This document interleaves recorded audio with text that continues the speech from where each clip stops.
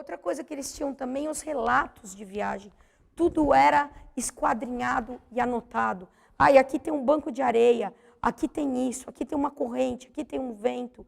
E com isso tudo, eles vão conseguir construir uma rota, né? Que uma rota possível, por exemplo, para ir para as Índias, com todo esse conhecimento que era muito organizado. Eles levavam todos esses livros e cartas no navio, tinha uma papelada lá, que o piloto ficava consultando para saber as rotas que ele devia tomar. E várias outras coisas. Da viagem de Colombo, por exemplo, se comenta uma série de outros sinais que eles prestavam atenção e transmitiam. Por exemplo, Colombo, ele levou provimento, né? Ele falou que ele procurou ajuda de vários reis. Tá? Primeiro ele foi para Portugal, depois ele foi para a Espanha, depois ele foi para Elizabeth da Inglaterra, depois ele voltou para a Espanha. Como os reis católicos da Espanha já tinham acabado a Reconquista, deram umas caravelas, que não eram nada baratas, como vocês viram, 3, para ele colocar o plano, que era o plano dele, chegar ao Ocidente, chegar ao Oriente pelo Ocidente, chegar às Índias por uma rota que não fosse a rota da África, né? E deram as caravelas para eles. Portugal não fez isso porque já sabia da existência de terras aqui. Tá? Mas isso não vem ao caso. E aí o Colombo saiu, ele saiu com uma provisão de 5 semanas de abastecimento para uma viagem de 3. Então ele tinha um globo, que era um globo 20 mil quilômetros menor na circunferência do Equador. Tá? O Equador tem cerca de 40 mil, o dele, que era do sogro dele, Bartolomeu de Toscanelli, tinha 20 mil quilômetros a menos, era metade do mundo. Por isso que ele não tinha ideia da América ali. Então ele achou que a viagem dele ia durar 3 semanas. Né? Achou, para essa viagem, ele conseguiu um monte de pessoas que estavam com a vida,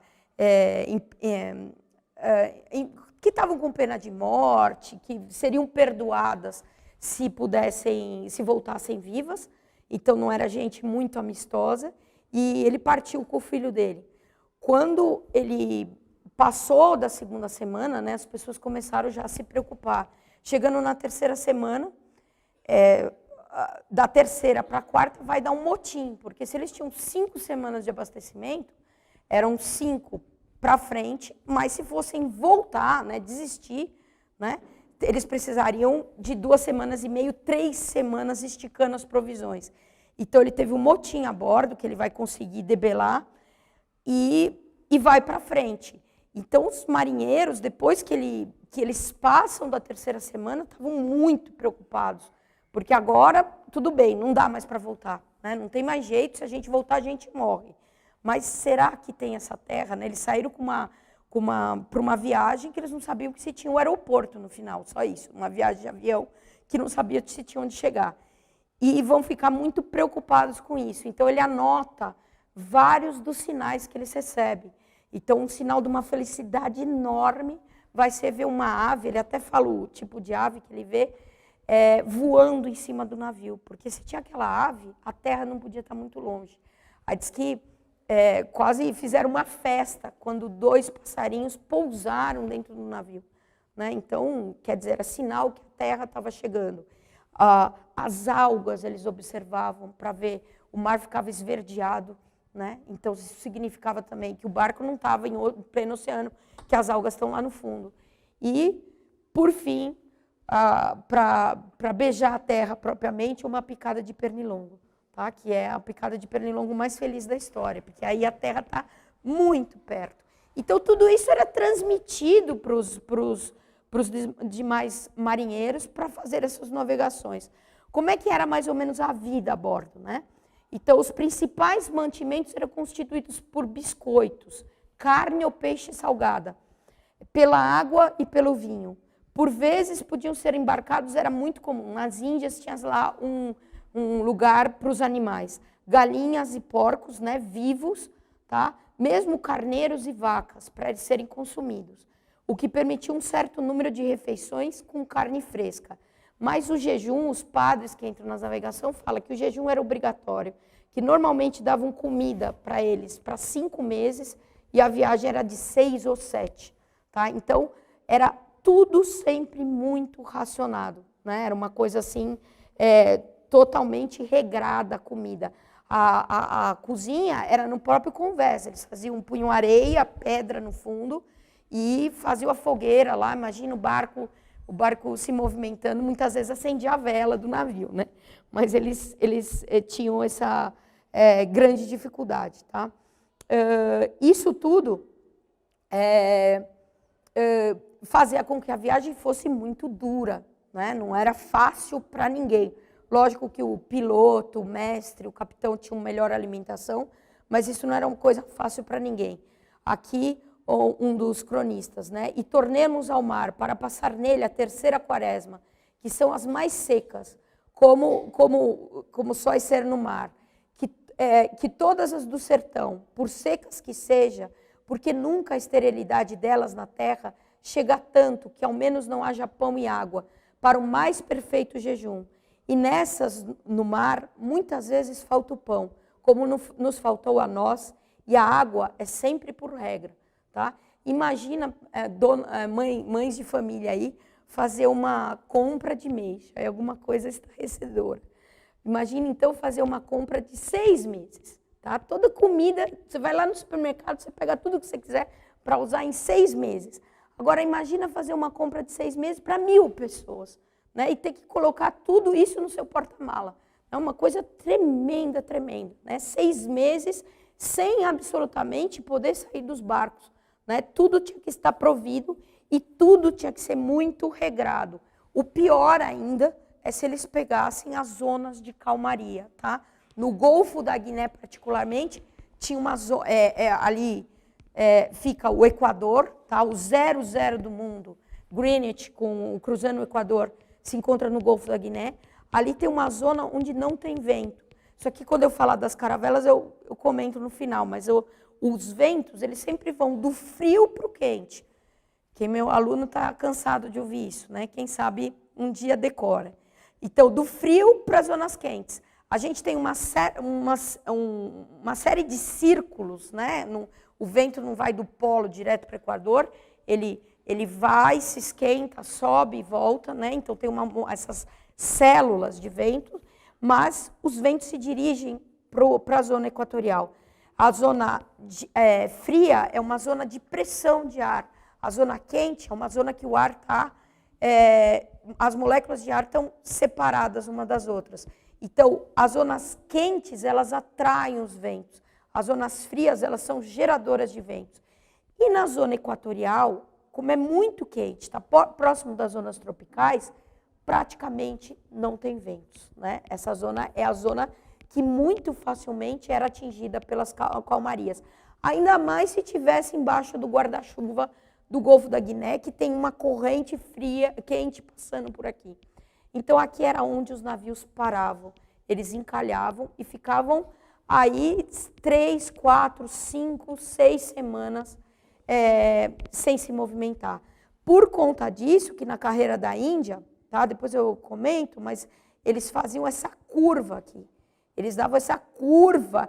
Às vezes, muitas vezes, tocava o Brasil, Natal, para fugir do Golfo da Guiné, que era uma coisa pior de todas nas navegações, eram as calmarias. Né? Mas quando eles tinham que enfrentar, e os primeiros que foram até aprender tudo isso, era tremendo. Né? Na terra, eles não podiam pegar muita coisa, tá? Aqui, voltou. A água apodrecia, a vela, isso aqui nos relatos eles contam, né? As velas se derretiam em sebo, a manteiga em óleo. Tá? A comida deles ia toda embora, porque era uma zona muito quente, e com a umidade enorme, o sal do mar, tudo se dissolvia. Eles falam que até carne, bacalhau, a carne seca que eles levavam, ia tudo embora, estragava tudo. Né?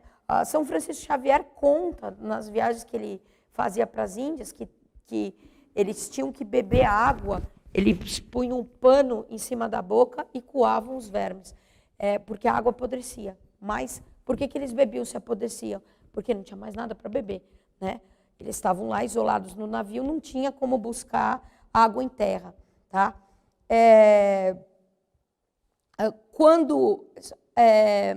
E isso provocava as doenças. Né? As doenças no navio, imagina essa quantidade, essa qualidade de água, tudo isso, eram frequentes.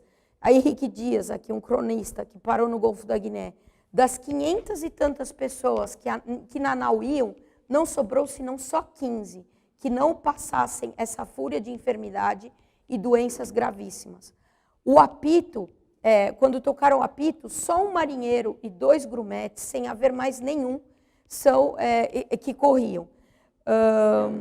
E então não tinha nem como guiar o navio. Né? Os navios ficavam desgovernados, porque todo mundo ficava doente. O São Francisco Xavier conta também, se conta nas cartas dele, que teve uma das viagens que ele fez, que todo mundo adoeceu, ele também, só que mesmo assim os marinheiros que testemunharam, ele ficava em pé e cuidava de todos os doentes. Né? O calor, eles acreditavam que estava associado a essa zona tropical. Né? Saindo de onde estávamos, do calor tropical, começou isso se acrescia o fato deles irem Europa, Golfo da Guiné e região polar de novo. Então, mudava muito a temperatura. Isso para os alimentos estragava tudo. E para eles suportarem toda essa variação térmica, também fazia com que muitos adoecessem. Saindo de onde estávamos, do calor tropical, e que começou, já naquele tempo, começou a ser tão frio, e tornando atrás ao outro clima, que é sempre tão quente, adoeceu toda a gente, sem escaparem mais que 5, de 460 pessoas. Tá? Dessa gripe aí, essa gripe era do frio, se o calor tinha seus mortos, o frio também tinha. De 8 padres, morreram 2 padres jesuítas. Né? Então, era um terror. Outra coisa, tá? Se eles escapassem dessas doenças, era o escorbuto, que eles chamavam de mal de Luanda, na Angola. Tá? Por quê? Porque quando eles chegavam aí, conseguiam atravessar da Europa até Angola, normalmente dava um mês e pouco. E isso era suficiente para a manifestação do escorbuto, que nada mais é que deficiência de vitamina C. Como eles levavam essas bolachas, pouca carne, quase nenhuma fruta, porque as frutas apodreciam todas, eles ficavam com uma alta deficiência de vitamina C, o que dá escorbuto. As gengivas inflamam, a pessoa não consegue nem falar, nem mastigar, os lábios inflamam. Eles tinham, às vezes, que cortar os lábios, por isso que os piratas tinham, frequentemente, um sorriso permanente. Né? As pernas inflamam e tudo mais. E eles achavam que era contagioso. Tá? Isso aí foi descoberto só em 1700 e pouco, que se descobriram as causas, e começaram a se levar frutas cítricas nos barcos.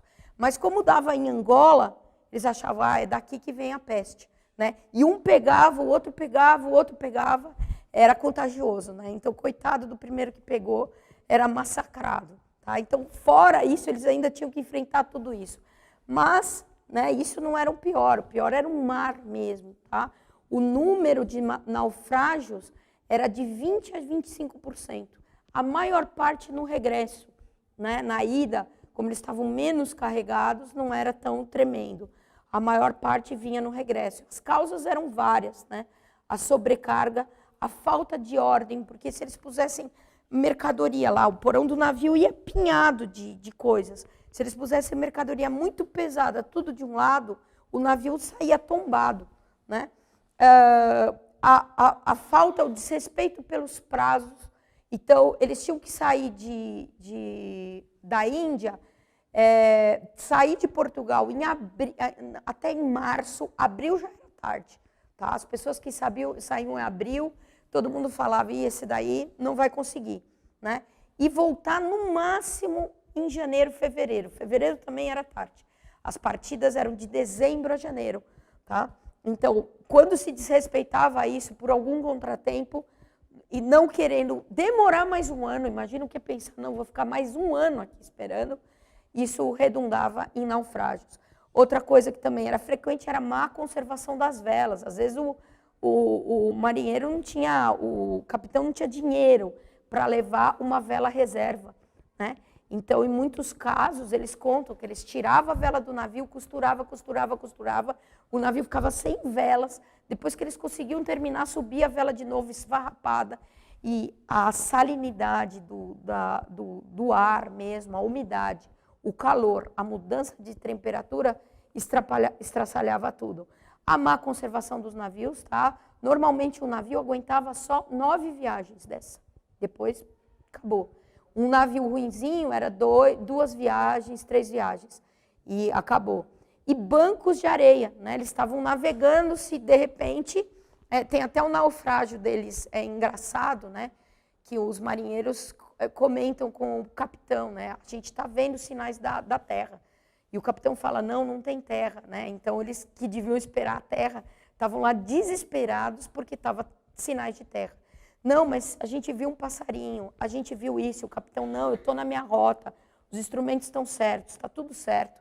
E à noite, pá, eles bateram num banco de areia, encalharam, tiveram que não tinha jeito, você encalhou, tchau. Né? Abandonar o navio, e a terra não era mais acolhedora, tá? Esse aqui é o Cabo das Tormentas, que é o extremo sul da África, né? Que foi cruzado por Bartolomeu Dias, né? O Fernando Pessoa tem um poema bonito para ele, o Epitáfio de Bartolomeu Dias. Jaz aqui na praia extrema o capitão do fim, capitão do fim, da praia extrema, porque é mais para baixo da África, capitão do fim, porque ele conseguiu, né, finalmente cruzar a África. Eles sempre foram, por 100 anos, eles foram vendo, não, agora vai, agora cruza, agora vira, e a África virava só lá embaixo. Né?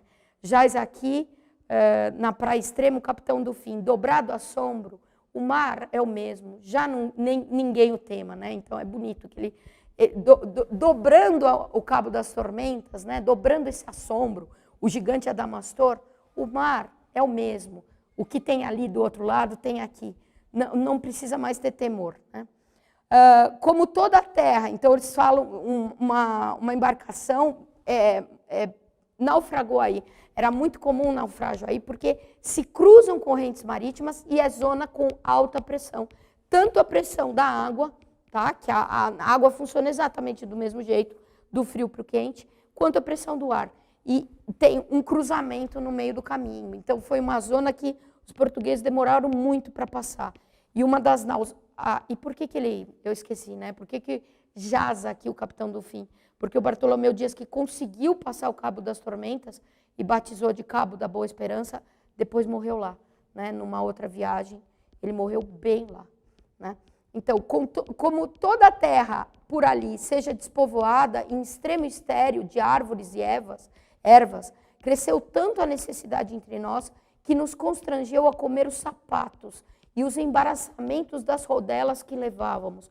Então, se a pessoa estava num naufrágio, ela ia para uma terra inóspita, que não tinha nada para eles. Então, eles comiam muitas vezes os sapatos, porque era couro animal. Então, punha para... Essa história de comer sapato não é brincadeira. Eles punham para esquentar, para cozinhar, e comiam os sapatos como as rodelas, né, dos embaraçamentos, as partes de couro que eram usadas para prender as velas, as amarras. Aquele que, por sorte, encontrava algum osso ou de qualquer animal, ainda que já de velho e esbranquiçado, comia feito em carvão, como se fosse um abastado banquete. Brigavam por um gafanhoto, uma lagartixa. Tanto era lástima que os fazia estimar coisas tão torpes. Né? Então, a fome era tremenda. Na viagem do Vasco da Gama, e eles tinham que ficar esperando ou tentar uma jornada por dentro da África, que era uma coisa insana, e acabava morrendo todo mundo na mão das tribos, quando as encontravam, ou procurar esperar para que um barco português, depois de 6 meses, sei lá, eles sabiam mais ou menos quando ia, viesse os resgatar. Na viagem do Vasco da Gama, isso foi curioso, né? Ele teve um primeiro naufrágio na região do Dakar, quando ele estava indo. Se eu não me engano, ele foi com 5 barcos e voltou, chegou lá com 3 e voltou com um só. Quando ele voltou, os marinheiros que estavam esperando, sabiam que ele ia voltar, né? Ficaram muito emocionados. Um deles ficou tão emocionado que tinha sobrevivido, que agora ia poder voltar para Portugal, que morreu do coração. Né? Então, coitado. né? Então, era uma dificuldade extrema, tá? Fora isso, aqui mais alguns relatos, né? Esses naufrágios, eles são importantes, eles eram importantes. Por que eles tinham essa importância? Porque justamente eles ensinavam para os outros o que não fazer, né? Então, não são, por assim dizer, insucessos, tá? E não são anti-heróis esses homens, mas, por outro lado, eles foram com o sangue deles abrindo o caminho para as Índias. E é por causa desses naufrágios e dessas crônicas e de saber o que aconteceu com essas naus que os próximos conseguiram chegar, né? Justamente. Então, eles abriram uma ilustre escola de cautelas em que aprendessem experiências horrorosas. Os que atrevidamente destemidos entregavam as vidas e as fazendas ao árbitro dos ventos e das ondas. Depois de escaparem das entranhas do mar, vomitados das ondas e lançados em terras desconhecidas, chegavam ao porto de salvamento para os relatarem o seu perigo. Seus testemunhos, escritos em amargosas folhas, seriam úteis aos que navegavam nas partes das Índias e continuamente cursavam aquela carreira, para que no perigo alheio aprenda a evitar o próprio, né? Então, esses relatos, esses naufrágios, são fundamentais para isso.